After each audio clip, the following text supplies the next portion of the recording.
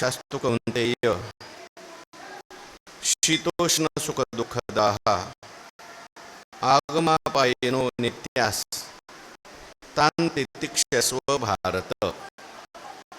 भगवंताच्या कृपेने सर्व साधू संतांच्या आशीर्वादाने पुण्यसलीला इंद्रायणी मातेच्या पावन तीरावर संजीवन समाधिस्थ ज्ञानोबरायांच्या या पवित्र शालंकापूर नगरीमध्ये सद्गुरू जोग महाराज वारकरी शिक्षण संस्थेच्या माध्यमातून सुरू असलेली आपली ही नित्याची ज्ञानेश्वरी प्रवचन सेवा,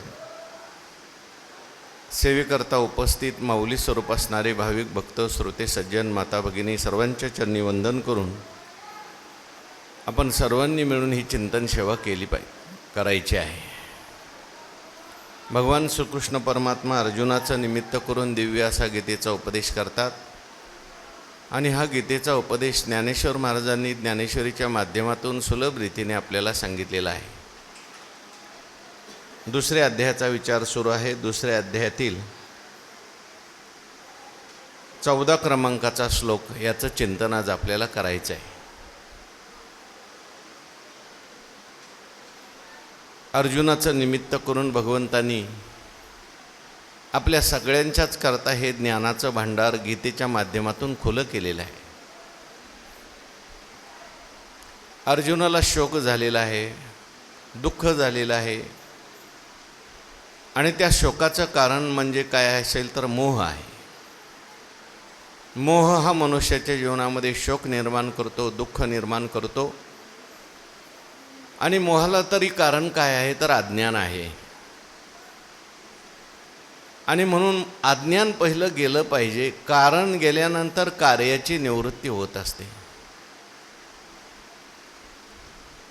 आणि म्हणून सगळ्या जगाचं दुःख जावं याकरता सगळ्या जगाचं अज्ञान गेलं पाहिजे. म्हणून अज्ञान जावं याच्याकरता भगवान परमात्मा दुसऱ्या अध्यायाच्या 11व्या श्लोकापासून अर्जुनाला जो उपदेश करतात तो उपदेश अज्ञान घालवण्याकरता आहे.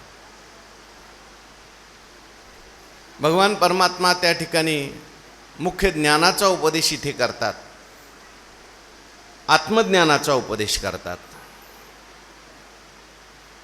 आणि आत्मा हा नित्य आहे, तद्व्यतिरिक्त सगळं अनित्य आहे. आणि आत्मा हेच जीवाचं खरं स्वरूप आहे. तुला जो शोक झाला आहे ना अर्जुना, तुला जे दुःख होतं आहे त्याचं कारण तू स्वतःला जाणत नाहीस. तू आपणपे तरी नेनसी पर्या कौरवाते सोचू पहासी हा बहु विस्मो आम्हासी पुढत पुढती.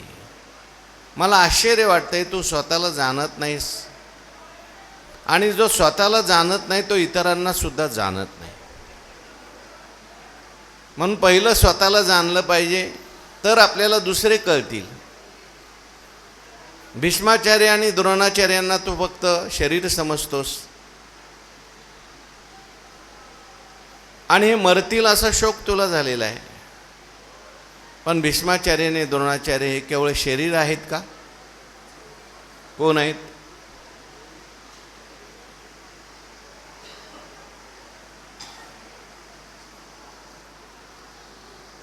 भीष्माचार्य आणि द्रोणाचार्य हे केवळ शरीर नाहीत.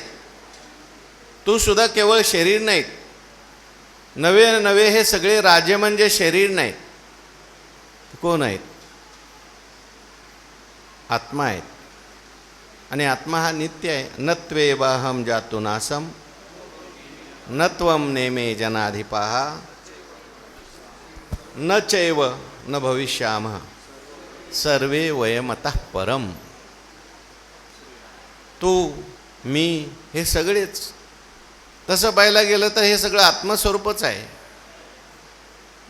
भ्रमाने हे सगळं भासतंय. भ्रमेन अहम भ्रमेन त्वम भ्रमेन उपासका जनाः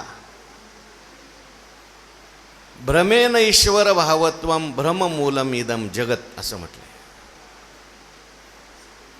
तात्विक दृष्टीने जर पाहिलं तर सगळं परमात्मा स्वरूपच आहे, भगवत स्वरूपच आहे. परंतु त्याच्यामध्ये अज्ञानामुळे हा भेद निर्माण होतो. म्हणून तो आत्मस्वरूपाला यथार्थ रीतीने जाण देखे विवेकी जे होती, हां, न सोचती किंवा तैसे चैतन्याच्या ठाई हे शरीरांतरे होती जाती पायी, ऐसे जाणे तया नाही व्यामोह दुःख. शरीराच्या ठिकाणी जसे विकार होतात तसे शरीराच्या ठिकाणी इतर शरीर प्राप्त होत असतात. शरीर म्हटलं की ते कसं आहे, विकारी आहे. त्याच्यामध्ये तरुणपणा येणार आहे, बालपणा येणार आहे, म्हातारपण येणार आहे, बालपण, तरुणपण, म्हातारपण येणार आहे. हा जसा विकार आहे तसाच त्याच्यामध्ये या शरीरातून दुसऱ्या शरीरात जाण्याचा विकार होतो. आत्म्यामध्ये विकार होतो का? आत्मा म्हातारा झाला का? आत्मा तरुण झाला का? आत्मा बाल झाला का? आत्मा गरीब झाला का? आत्मा स्त्री झाला का? आपल्यात आत्मा आहे आणि यांच्यात आत्मी आहे, असं आहे का? आत्मा एकच आहे, तो नित्य आहे, अविकारी आहे. हा गुणत्रया रहितो, अनादि हा विकृतो, हा अनादि आहे आणि विकारवान नाही, याला विकार काही होत नाही. म्हणून तू त्या ठिकाणी विचार कर आणि विचार करून शोक सोड. पण हा शोक आणि दुःख आणि मोह एवढा लवकर जात नसतो माणसाचा. जरी किती ऐकलं, किती सांगितलं, किती वाचलं, किती पारायणं केली तरी सुद्धा मोह लवकर माणसाचा जात नाही. त्याला शोक होतोच, त्याला दुःख होतच. अर्जुन महाराज, देवाला हे माहिती आहे. म्हणून भगवान परमात्मा त्या ठिकाणी पुन्हा पुन्हा सांगतात, युक्तीने सांगतात. कदाचित अर्जुन महाराज म्हणतील, देवा ठीक आहे, तुम्ही म्हणता आत्मा तर अविनाशी आहे, आत्म्याबद्दल शोक करायचं काही कारण नाही, पण शरीराबद्दल तर शोक करावाच लागेल ना. शरीराला दुःख होतं त्याचं काय? भागवतामध्ये जड भरत आणि रहुगण यांचा संवाद आलाय. रहुगण महाराजांना जड भरत सांगतात, बाबा हे सगळं आत्म्याच्या ठिकाणी नाही, मला भार होत नाही, मी येतही नाही आणि जातही नाही, स्थूलता कृशता माझ्या ठिकाणी नाही. तेव्हा तो रहुगण राजा म्हणता, हो शरीराला त्रास झाला की आत्म्याला त्रास होतच असेल ना. त्याने उदाहरण दिलं, म्हटलं एखाद्या भांड्यामध्ये पाणी ठेवलं आणि पाण्यामध्ये जर तांदूळ ठेवले आणि खालून जाळ लावला तर पाणी तापतं, उकळतं आणि त्या पाण्यात असलेले तांदूळसुद्धा शिजून निघतात.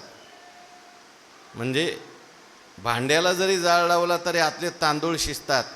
तसं शरीराला ताप झाला तर आत्मा जो आहे तडफडतो ना. लोक म्हणतात त्याचा आत्मा तडफडला, त्याला दुःख झालंच असेल ना त्याला. तेव्हा जड भरतांनी उपदेश करताना राजाला सांगितलं, बाबा ठीक आहे, तांदूळ ठेवले म्हणून शिजले, पण तिथं जर दगड ठेवले तर, दगड ठेवलं तर काय होईल? काही होत नाही दगडाला. दगड जसे तसे राहतात. तसा आत्मा अविकारी आहे. शरीरात विकार झाले तरी आत्म्यात कधीच कोणताच विकार होत नाही. म्हणून शरीराच्या विकाराने आत्म्यात विकार झाला असं मानणं हे अज्ञान आहे. मग शरीराला दुःख का होतं? मग मनुष्याला दुःख का होतं? दुःख का होतं? तो शरीराचं दुःख माझं दुःख आहे मानतो किंवा शरीराच्या दुःखाचा आत्म्याशी संबंध जोडतो. वास्तविक पाहता शरीराचं दुःख जे आहे त्याचा आणि आत्म्याचा काही संबंध नाही. आत्मा हा सुखाचाही प्रकाशक आहे, आत्मा हा दुःखाचा प्रकाशक आहे. आत्मा त्याचाही प्रकाशक आहे, त्याच्याहून वेगळा आहे असं भगवान परमात्मा सांगतात. जरी तुला शरीराने दुःख झालं ना नाही नाही, पण तरीसुद्धा आम्हाला दुःख होतच ना. मग दुःख होऊच नाही असं वाटत असेल तर काय करावं? ठीक आहे, आत्मा वेगळा आहे, असं असंग आहे, निर्विकार आहे असं मानलं तरीसुद्धा दुःख नाही झालं पाहिजे. भगवान परमात्म्याने अगोदर त्या ठिकाणी सगळं सांगितलं. आत्म्याच्या जन्ममरण संबंधाने जरी मोह व तज्जन्य शोक झाला नाही तरी इतर कारणाने मनुष्यास शोक होतो. अशी अर्जुनाच्या मनात शंका येईल असं जाणून भगवान परमात्मा त्यास उपाय म्हणून प्रस्तुत श्लोकामध्ये सुखदुःखाचे आवेग सहन कर, म्हणजे त्याविषयी हर्ष किंवा विषाद करू नकोस असं सांगतात. खरं तर मूळ आहे अज्ञान गेलंच पाहिजे. तू आत्मा आहेस असाच निश्चय कर, पण आत्मा आहे असा निश्चय करून तो दृढ होत नाही. मी असंग निर्विकार नित्य शुद्ध बुद्ध आत्मा आहे, शरीर मी नाही असा निश्चय दृढ होण्याकरता काय केलं पाहिजे? आणि हा निश्चय झाला तरी सुखदुःख होतात, हा निश्चय झाला तरी सुखदुःख होतात, म्हणजे तुझा निश्चय दृढ नाही. आणि का निश्चय दृढ होत नाही? का सुखदुःख होतात तरी सुद्धा? त्याचं कारण भगवान परमात्मा सांगतात,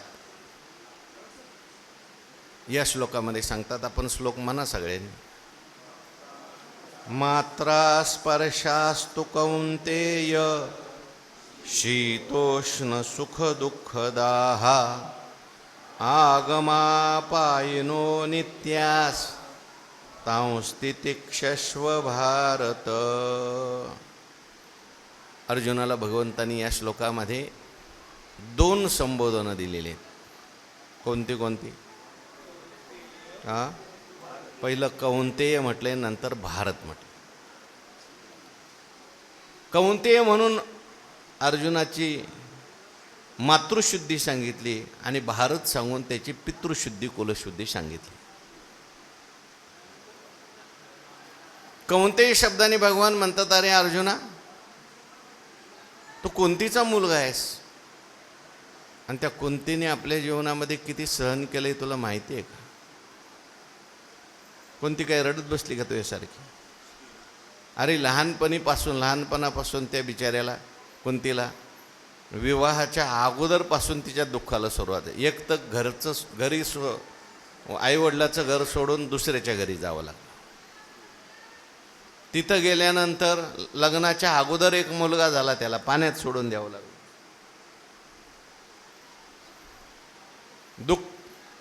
लग्न झाल्यानंतर त्या ठिकाणी लवकरच पती गेले.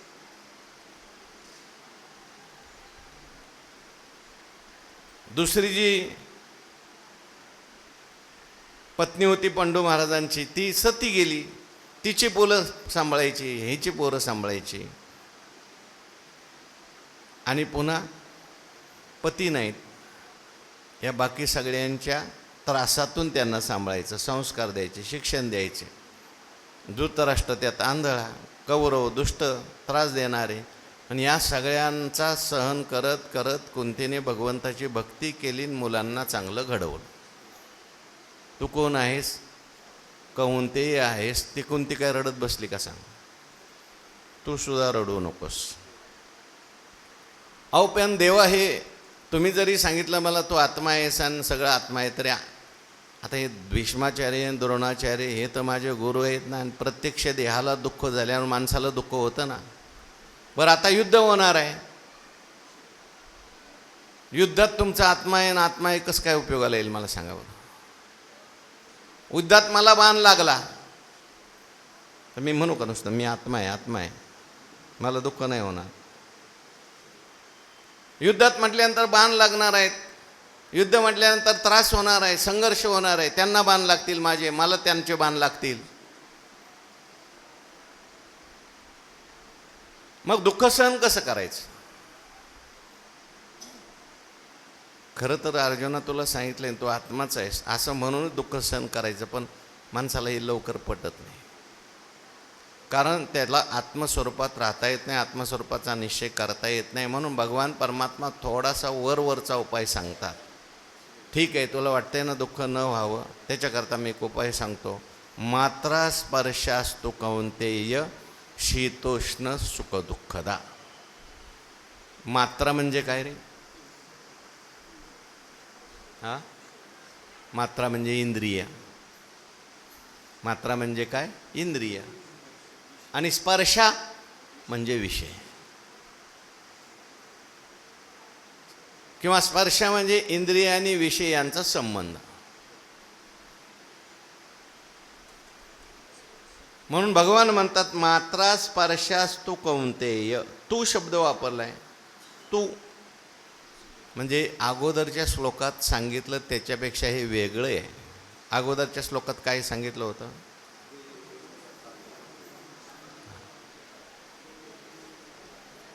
आत्मा वेगळा आहे. या सगळ्यापेक्षा, विकारापेक्षा आत्मा वेगळा आहे. आत्मस्वरूपाचंच वर्णन चालू आहे. तेव्हा आत्म्यापेक्षा हे सगळे वेगळे आहेत हे सांगायचं म्हणून तू शब्द वापरला. तू हे कौंतेय मात्रा स्पर्शा म्हणजे इंद्रिय आणि त्यांचे विषय हे कसे आहेत म्हटले? शीत उष्ण सुख दुःखदाह. इंद्रिय आणि त्यांचे विषय काय करतात माणसाला? शीत आणि उष्ण त्याचं ज्ञान करून देतात. आणि ज्ञान झाल्यानंतर मनामध्ये सुख दुःख निर्माण होतात.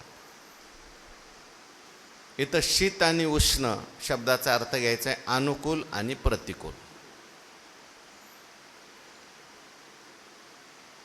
अनुकूल विषय दिसला सुख निर्माण होतं आणि प्रतिकूल विषय दिसला दुःख निर्माण होतं. उदाहरणार्थ डोळ्याला सुंदर रूप पाहायला मिळालं सुख होतं. आपल्यावर प्रेम करणारा पाहायला मिळाला, आपल्याला मदत करणारा पाहायला मिळाला सुख होतं. आणि आपल्याला त्रास देणारा आला का दुःख होतं. आपलं डोकं खाणारा आला का दुःख होतं. डोळ्याचाच विषय रूप. चांगलं रूप पाहिलं की चांगलं वाटतं आणि वाईट पाहिलं की दुःख होतं. कानाचा विषय आहे. ज्ञानोबांनी सगळे विषय समजून सांगितले. पुढं स्तुती ऐकली की सुख होतं आणि कोणी शिवे दिले असं ऐकलं, कोणी वाईट बोललं असं ऐकलं की दुःख होतं. जिभेचा विषय ज्ञानोबांनी सगळं सांगितलंय पुढे. योग्य आपल्याला अनुकूल असेल तर पंगत सुख होतं. आणि नुसतंच भातवरण आहे म्हणल्यावर गुलाबजामुन म्हटलं की सुख होतं. आणि चपातीच नाही म्हणल्यावर लगेच दुःख होतं. हे सगळे विषय जे आहेत मनुष्याच्या जीवनात सुख आणि दुःख निर्माण करणारे आहेत. मात्रा स्पर्श असतो कौंतेय शीतोष्ण सुख दुःखदा. काही शीत आणि काही उष्ण. शीत म्हणजे अनुकूल, उष्ण म्हणजे प्रतिकूल. पण हे सगळे जरी असले तरी सुद्धा सुखदुःख निर्माण करणारे असले तरी सुद्धा हे नित्य आहेत का? नित्य आहेत. काय लिहिलंय श्लोकात?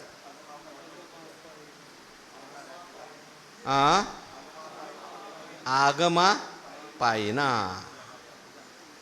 आगमा आणि अपायिना. आगम म्हणजे येणारा आणि अपायिना म्हणजे जाणारा.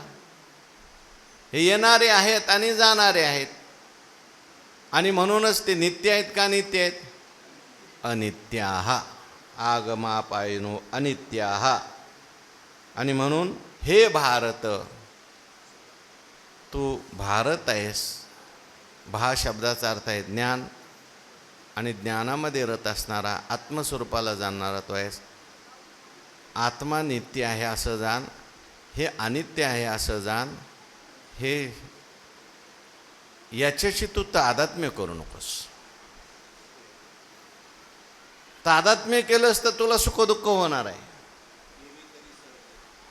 एरवी तरी सहजे सुखदुःख तैची सेविजे, देह जळी होईजे मासोळी जे.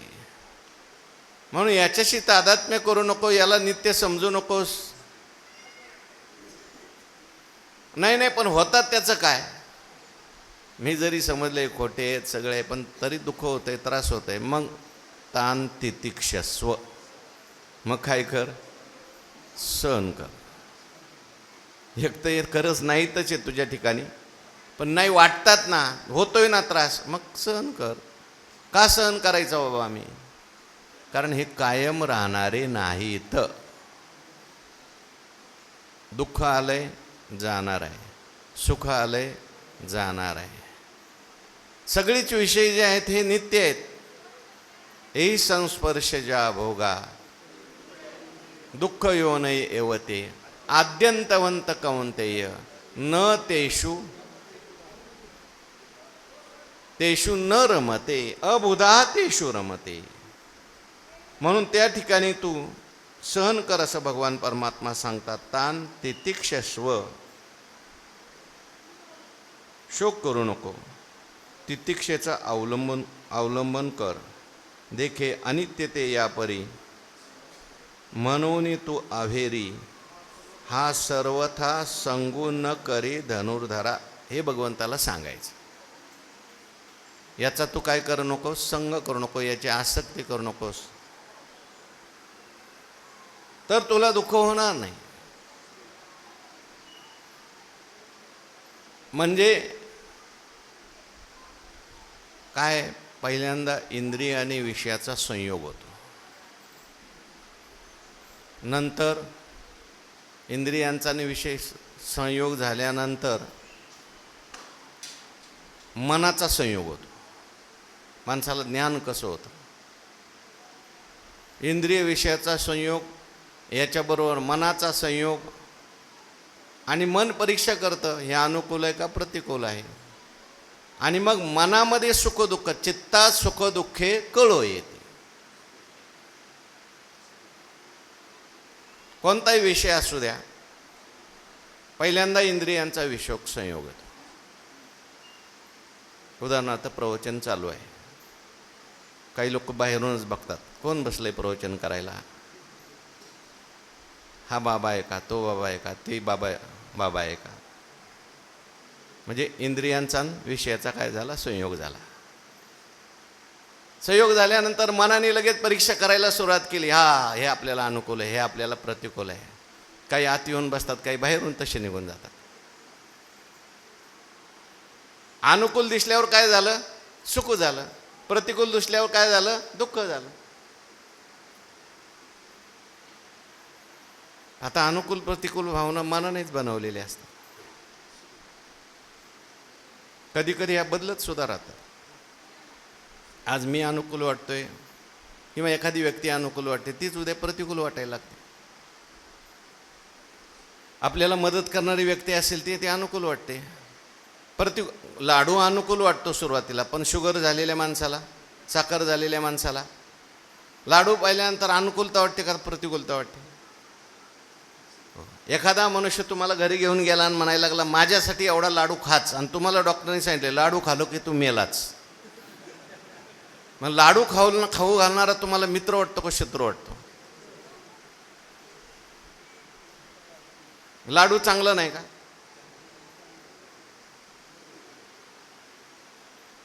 पण ती प्रतिकूल काय, या भावना बदलत राहतात. मी मागे गोष्ट सांगितली होती, नाथ महाराजांनी लिहिले, एक मनुष्य त्या ठिकाणी रस्त्याने चाललेला असताना त्याच्या पाठीमध्ये दगड बसला. गोफणवाल्याने दगड मारला, पण तो गोफणवाला सामान्य होता, राजाचा मुलगा होता. त्याने दगड नव्हता मारला, त्याच्यात काय मारलं होतं? सोन्याचा गोळा मारला होता. आता दगड लागल्यानंतर त्याला दुःख झालं, रडायला लागला. म्हणला आता ज्याने दगड मारला त्याच्याविषयी भांडायचं आहे. मग दगड बघायला गेला तर ती सोन्याचा गोळा दिसला, आणि रडता रडताच हसायला लागला. म्हणला अजून 2-4 गोळे मला मारा, दगडी मारा. गोफणीचा सुवर्ण पाषाण लागताची दुःख होय दारुण, तोची ओळखली आजान, दुःख जाऊनी सुख होय. बरेच वेळेला आलेलं असतं सुख, पण ते दुःख असतं. बऱ्याच वेळेला आलेलं असतं दुःख, ते सुख असतं. आपली दुःखाकडे पाहण्याची भावना बदलली की आपल्याला दुःख सुख वाटायला लागतं, आणि सुखाची भावना बघितलं की सुख दुःख वाटायला लागतं. अहो, तुकाराम महाराजांसमोर त्या ठिकाणी शिवाजी महाराजांनी सोनं नाणं आणून ठेवलं. माझ्यासारखं असता तर मला आता कशाला प्रवचन करा, काय करा. म्हणजे आमच्यासारखा म्हणत नाही, कारण लोक मग मला आक्षेप घेतील, तुम्ही आम्हाला कसं काय असं म्हटलं, म्हणून माझ्यासारखा म्हटलं. अहो, ज्याला गरज आहे तो म्हणतो आण, येऊ द्या येऊ द्या येऊ द्या. त्याच्यासाठी धडपड चालली ना सगळी. कशासाठी चालला आहे सगळा परमार्थ? पण महाराज म्हणतात, नावडे जे चित्ता त्याची होशी परविता. तुझं लागली हे खोडी पांडुरंगा बहु कोडी. तुला एक खोड लागली, ज्याला जे नको ना त्याच्यासमोर ते आणून ठेवायचं. तुमचे एर वित्त धन माझ्या परमार्थात विक्षेप होणार आहे बाबा, यांनी नको बाबा.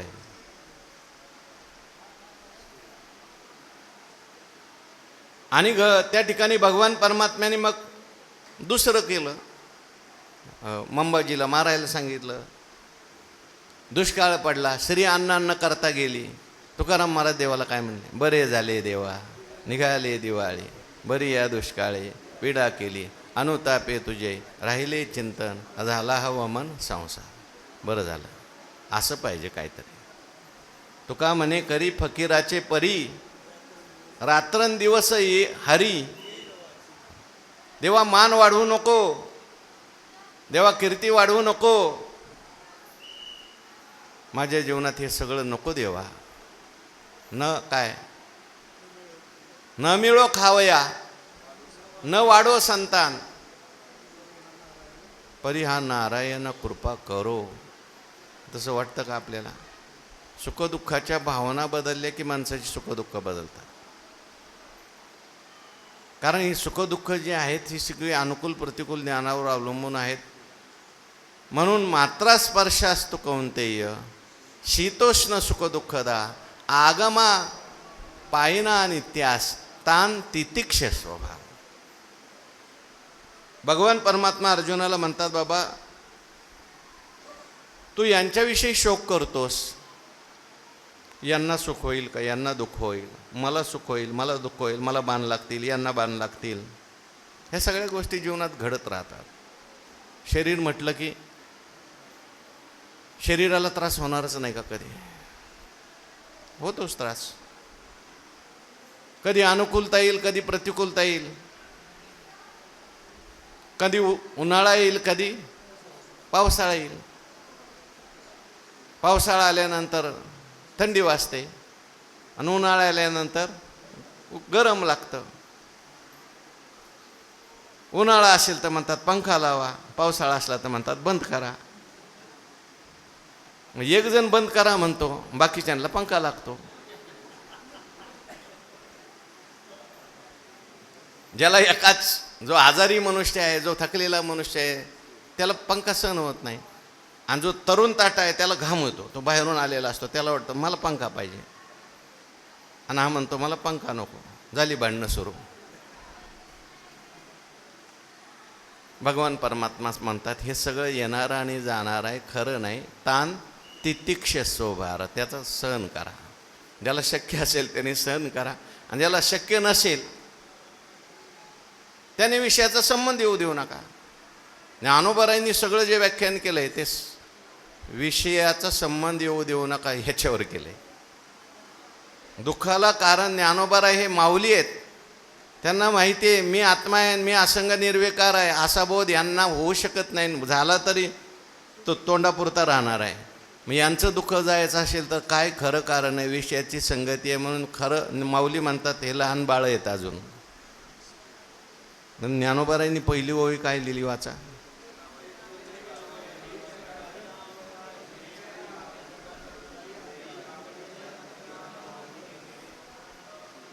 ज्ञानोबाराय नुसतं श्लोकाचा अर्थ वेगळा आहे. जिथे जिथे ज्ञानोबारायांनी अर्थ वेगळा केला आहे त्याच्यातला हा एक श्लोक आहे.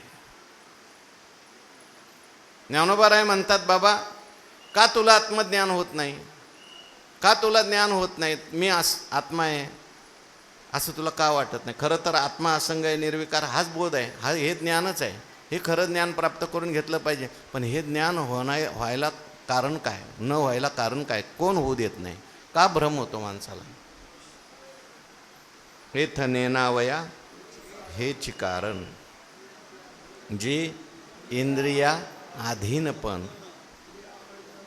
तेही आकळी जे अंतकरण म्हणून भ्रमे. येथ म्हणजे या ठिकाणी, नेनावया हेच कारण, आत्मतत्व न जाणण्याकरता हेच कारण आहे. का मनुष्याची दृष्टी आत्मतत्वाकडे जात नाही? का मनुष्याची दृष्टी देहातच राहते? त्याला कारण ज्ञानोबराय म्हणतात. जे इंद्रिया अधीनपण, मनुष्य इंद्रियांच्या काय झालेला आहे? अधीन झालेला आहे. इंद्रियाचा पांगिस्तपणा.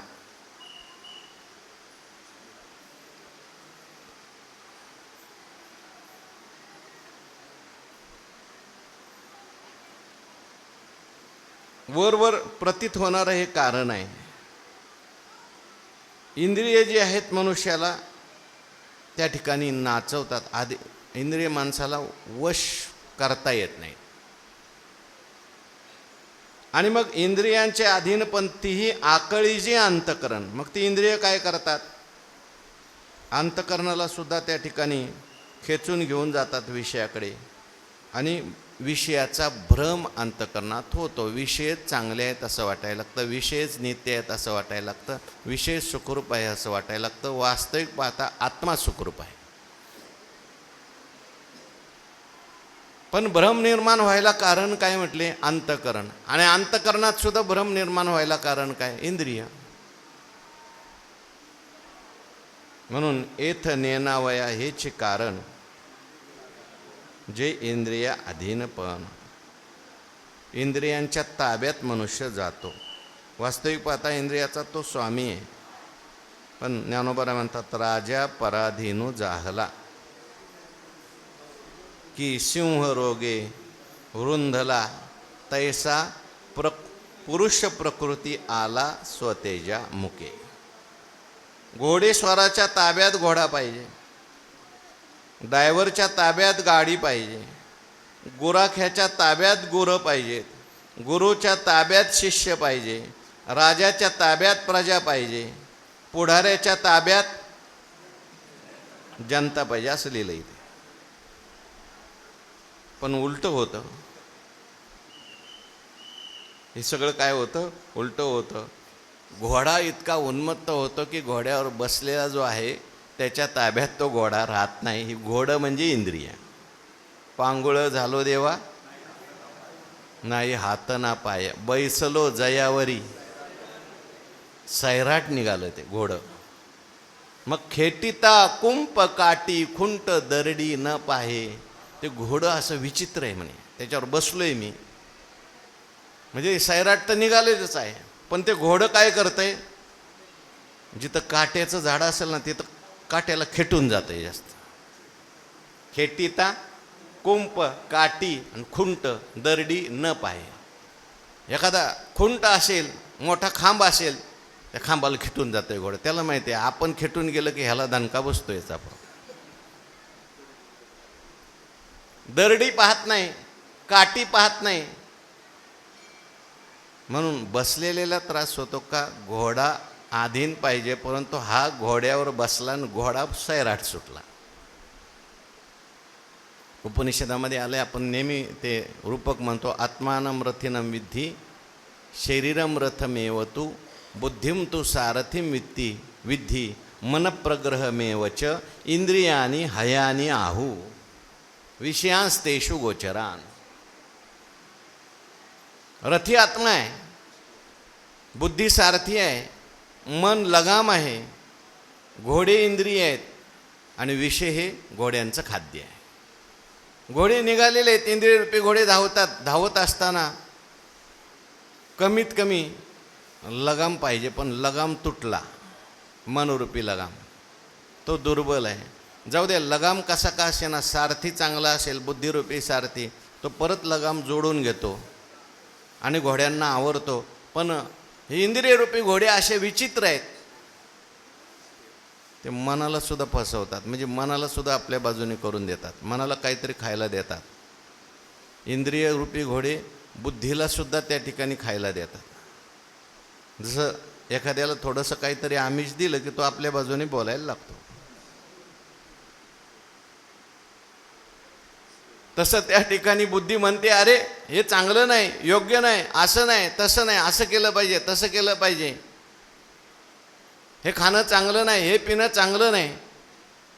पण ते मन हळूच म्हणतं, तुला अर्ध देतो ना त्यातलं, तुलाही मजा मिळेल ना त्याच्यात. मग ते बुद्धी म्हणते, हा बरोबर आहे, मग मला देतो का, चल. इंद्रियरूपी घोडे मनाला खुश करतात, मन बुद्धीला खुश करतं आणि शेवट सगळं इंद्रियांच्यानुसार चालू लागतं. इंद्रिय अधीनपण हां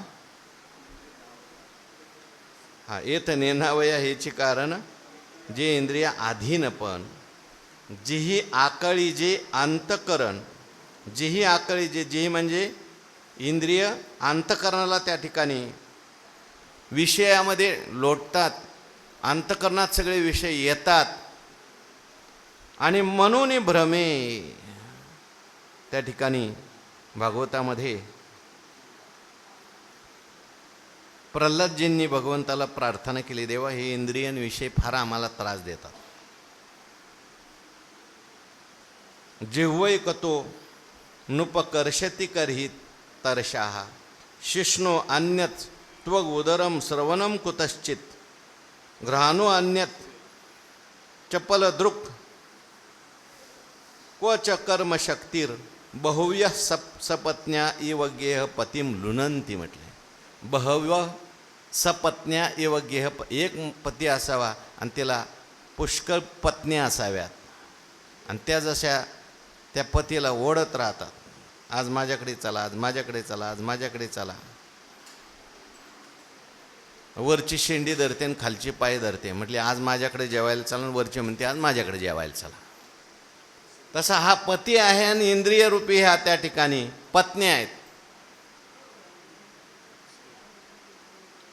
इंद्रिय त्याला ओढतात. कसे ओढतात म्हटले, ज्ञानोबा नाथ महाराजांनी लिहिले, जिव्हा रसाकडे ओढी तृषा प्राशना लागी तोडी शिष्णाशी रतिसुखाची आवडी ते चरफडी रमावया.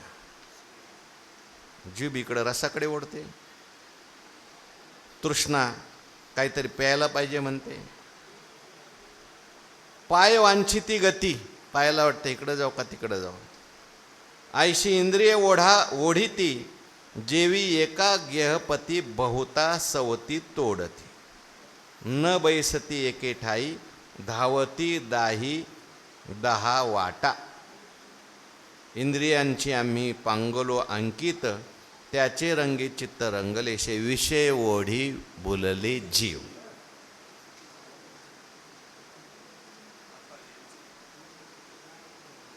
त्या ठिकाणी इंद्रिय गेली तर जाऊ द्या, पण इंद्रिय अधीन पण तीही आकळी जे अंतकरण, हळूहळू इंद्रिय कशाला, मनाला सुद्धा घेऊन जातात, अंतकरणाला घेऊन जातात.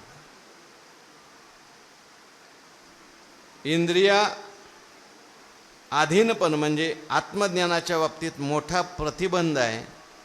अंतकरण इंद्रियाधीन होतं म्हणून ते भ्रमिष्ट होतं. वास्तविक पाहता आत्मा हा अकर्ता अभोक्ता आहे. पण ज्यावेळी तो देहाशी इंद्रियाशी तादात्म्य करतो त्यावेळेस तो जीवदशेस येतो. कर्तृत्व भोक्तृत्व आदी अंतकरणाचे धर्म, मी काळा, मी गोरा, मी मुका, बहिरा, आपल्या ठिकाणी हा आत्मा घेतो. परिकर्ता भोक्ता ऐसे, परिकर्ता भोक्ता ऐसे आवडे ते जानगा भ्रांती.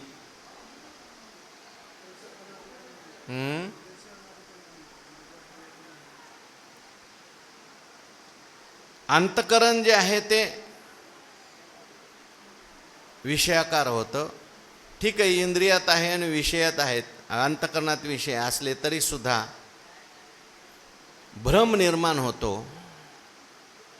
भ्रम काय निर्माण होतो, हे माझ्या ठिकाणी म्हणजे आत्मस्वरूपाच्या ठिकाणी आहे असं वाटायला लागतं. वास्तविक पाहता सुख दुःख हे सुद्धा मनाचे धर्म आहेत, अंतःकरणाचे धर्म आहेत. पण मी सुखी म्हणतो, मी दुःखी म्हणतो आणि त्या सुखाशी तादात्म्य करतो. अज्ञानामुळे याचा आरोप सगळा आत्म्याच्या ठिकाणी होतो.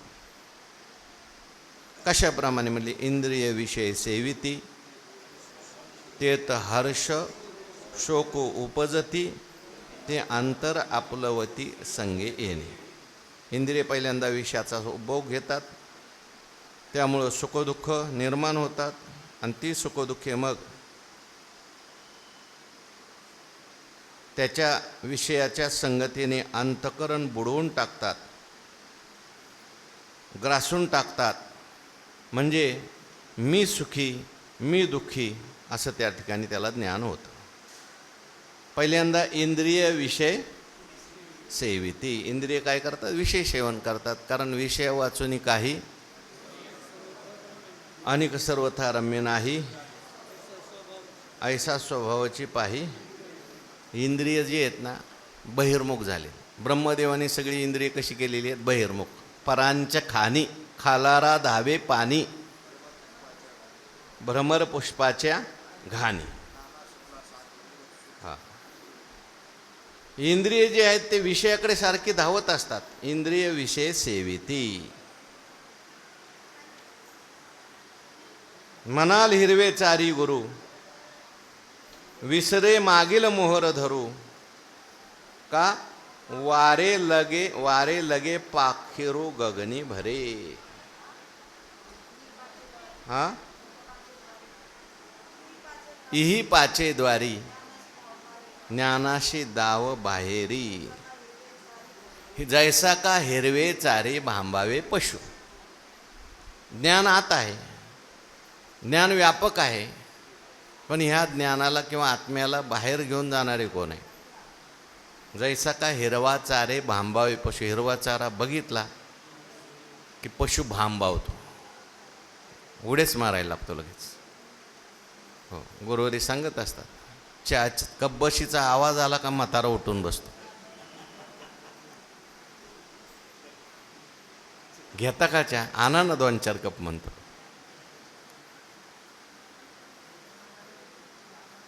हिरवा चारे भांबावे पशु. पारवा आकाशात गेलेला असतो, तिथून खालीच उडी टाकतो.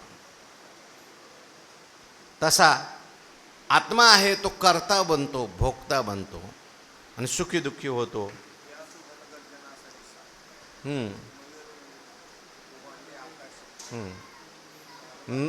आणि इंद्रिय कुठं घेऊन जातात? न जावे तेथ जाये, न पहावे ते जो पाहे, न खावे ते खावे ते विची तोषे. मनाचा स्वभाव इंद्रियाचे ओढी, पतनाचे जोडी वरी हाव. तुकाराम महाराज म्हणतात. इंद्रिय काय? विषय सेविती. आणि मग ते तर हर्ष शोक उपजती. हर्ष आणि शोक निर्माण होतात. आता हर्ष शोक कुठे निर्माण होतात? हर्ष म्हणजे आनंद आणि शोक म्हणजे विषाद, सुख आणि दुःख. अनुकूल विषय प्राप्त झाला सुख होतं, आणि प्रतिकूल किंवा अनुकूल विषय नष्ट झाल्यावर सुद्धा दुःख होतं. प्रतिकूल विषय प्राप्त झाल्यावर दुःख होतं. प्रतिकूल विषय दिसल्यानंतर सुद्धा सुख होतं. अनुकूल विषय दिसला किंवा अनुकूल विषय गेला, दिसला तर सुख, गेला तर दुःख. प्रतिकूल विषय दिसला दुःख आणि गेला तर सुख. म्हणजे एकाच अनुकूल विषयापासून सुखच होतं असं नाही, दुःख सुद्धा होतं. प्रतिकूल विषयापासून सुख होतं असं नाही, दुःख सुद्धा होतं. म्हणून त्या ठिकाणी ध्यायतो विषय पुंसान, संगात संजयते काम. तैसे विषयाचे धान, जरी विपाय वाहे मन, तरी येणे संगे पतन गिवसित. अनादि संसार मालेच्या ठाई नित्य विषय सेविले पाहिजे, ठसावले चित्ताच्या ठाई वारंवार पाहि सेविता. चित्ताशी विषयाची अतिप्रीती, तेने वाढिली विषयासक्ती, ते प्रविशले विषयाप्रती न निगे मागोती सर्वथा. अपलविती म्हणजे बुडवून टाकतात. विषयाला चित्तात आणणारी कोण आहेत? इंद्रिय. आणि आणल्यानंतर मग विषयामध्ये ते ठसतात विषय. हो, मागच्या वेळेस आंब्याचा रस खाल्ला, खूप गोड होता, घट्ट होता. यावेळेस जरा काय पातळ आहे. मामासाहेब म्हटले, मागच्या वेळेस तुम्ही आंबे खाल्ले, पण यावेळेस आंब्याने तुम्हाला खाल्लं. चित्तात ते विषय बसतात आणि अनुकूल प्रतिकूल भावना निर्माण होते. अहो, अगोदर तो दूध पितच नव्हता का? तो काय त्याचं नाव, उपमन्यू. चांगलं वाटायचं त्याला दूध, आई पीठ कालून द्यायची. पण जेव्हा खरं दूध पिल्यानंतर म्हणायला, नाही नाही आई, हे दूध बरोबर नाही. म्हणजे दुसरा विषय मिळवला का? बाबा सांगत असतात, पहिला साधा भात असतो, नंतर फोडणीचा भात आला का साधा भातावर द्रोण टाकून देतो म्हणतो. खातच नाही, तसाच ठेवून देतो. आणि अंतःकरणामध्ये विषय बसतात. जया विषयाच्या ठाई एकनिष्ठता काही नाही, ते तर दुःख आणि काही सुखही होय. बरं, ह्या विषयाच्या ठिकाणी एकनिष्ठता आहे का? हे स्थिर आहेत का? अमुक विषय आपल्याला सुख देईल सांगता येते का? अमुक विषय आपल्याला दुःख देईल सांगता येते का? ते तर दुःख आणि काही सुखही दिसे. कधी दुःखही दिसतं आणि कधी सुखही दिसतं. काय, इच्छा आणि विषय या दोन्हीचा योग अखंड असावा लागतो. कधी विषय असतात पण मग माणसाची इच्छाच जाते. गुलाबजामुन चांगले वाटतात पण कुठपर्यंत? 2-4 खात नाही तोपर्यंत. 5-6 खाल्ले, पोट भरलं की मग गुलाबजामुन असले तरी म्हणतो नको, आता काय नाही. आहे विषय. आता जुनी माणसं सांगायचे, ते बासुंदी चांगली आहे, पण ते बासुंदी करताना जावयाने पाहिलं. आणि सासूबाईंनी बासुंदी करताना सासूबाईला शिंक आली आणि सगळं मटेरियल त्या बासुंदीत पडलेलं हे जावयाने पाहिलं. आणि मग जावई बुवाच्या समोर सासूबाई म्हणायला लागली, घ्या की बासुंदी, घ्या की बासुंदी. जावयाला बासुंदी दिसते का? त्यातलं ते बाकीचं दिसायला लागलं. विषय रांधली ते तर दुःख आणि काही सुख आहे. इंद्रियांचा आणि विषयाचा संयोग अखंड असावा लागतो. तो अखंड राहत नाही. एक तर संयोग राहत नाही, एक तर इच्छा राहत नाही. कधी विषय संपतात, कधी विषयाची इच्छा संपते आणि कधी भोगताच संपून जातो. मागे मी उदाहरण सांगितलं होतं. बिरबलाने राजाने बिरबलाला सांगितलं, हा कुत्रा आहे, याची एवढी मोठी जीभ आहे, हा बोलला पाहिजे. बिरबल म्हटला, कुत्रा कसं काय बोलेल? तो काय मनुष्य थोडा आहे, प्राणी आहे. मग एवढी मोठी जीभ असून का बोलत नाही? किती पैसे खर्च होऊ द्या, बोलला पाहिजे. काही झालं तरी बोलला पाहिजे. आता इतकं समजून सांगून तो ऐकत नाही. बिरबल म्हणला, ठीक आहे बोलेल, पण त्याच्याकरता 20 वर्ष वेळ द्या आणि 20 लाख रुपये द्या. लोक म्हणायला लागले, अरे 20 लाख घेतले, सत्कार्य सुरू केलं, पण तो कुत्रं कधी बोलत असतं का? म्हणलं, मला आता एवढं कळत नाही का? मी त्याला समजून सांगितलं, ऐकत नाही. पण ज्या कुत्र्याला मी बोलावणार आहे, किती वर्षांनी बोलवणार आहे? राजाचा कुत्रा होता तो, आणि त्या कुत्र्याचं 15 वर्ष झालेली होती.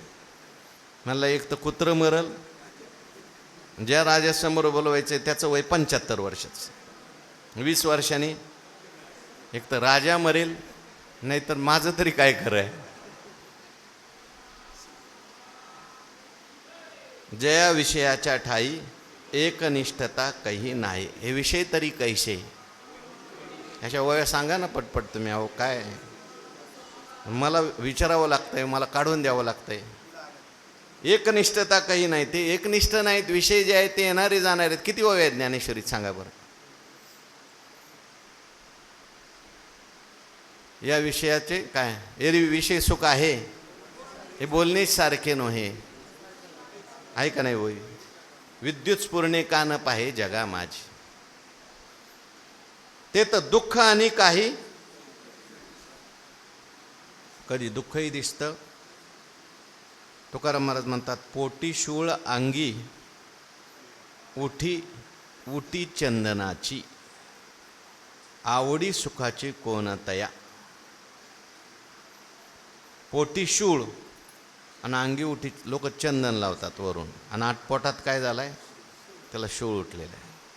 हो, आता पोटात जर सूळ उठलाय, पोट सूळ, आणि लोक म्हणतात या आल्या आल्या पहिला हार घाला आणि पहिलं चंदन लावा. अरे पोटात सूळ उठलाय. एखाद्याच्या घरी गेल्यानंतर लांबून गेलेले असतात महाराज, आणि ते दरवाज्यावरच उभे करतात, थांबा आरती आणू द्या, थांबा पूजा आणू द्या. महाराजाला 4 तास झालेला आहे, त्याला बाथरूमला जायचं आहे, त्याला बाहेर जायचं आहे, भूक लागली, नाही उन्हातच उभे राहा, थोडेसे पूजा करू द्या. त्याची पूजा म्हणजे दुःख वाटतं. देखे शब्द. आता हे सुखदुःख कसे देतात विषय, ज्ञानोबाराय त्याचं विवरण करतात. कधी सुखही असतं आणि दुःखही असतं. हे विषय सुखदुःख कसं निर्माण करतात, 5 विषय आहेत, आणि 5ही विषय माणसाच्या जीवनात कसे सुखदुःख घेऊन येतात. ज्ञानोबाराय बोलतात, वाचा पुढची होई. देखे शब्दाची व्याप्ती, निंदा आणि स्तुती, तेथ द्वेष उपजती श्रवणद्वारे. एकच विषय घेतला ज्ञानोबारायांनी इथे. कोणता विषय घेतला, शब्द. आणि शब्द नावाचा विषय सुद्धा आपल्या जीवनात कशी सुखदुःख निर्माण करतो. देखे शब्दाची व्याप्ती. बघा म्हटली शब्दाची व्याप्ती. काय शब्द आहे, एकच शब्द आहे, पण तो शब्द सुखही निर्माण करतो आणि दुःखही निर्माण करतो. काही शब्दाची व्याप्ती तेने पाडे अनुभवावी. बिंब तरी प्रकाशाशी त्रैलोक्य थोकडे.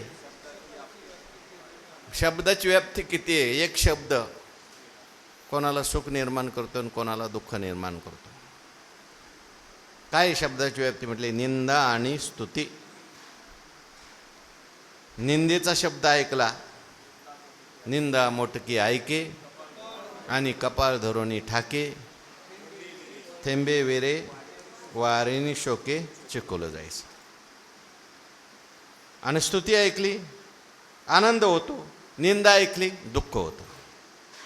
ते तर द्वेष उपजती श्रवणद्वारे.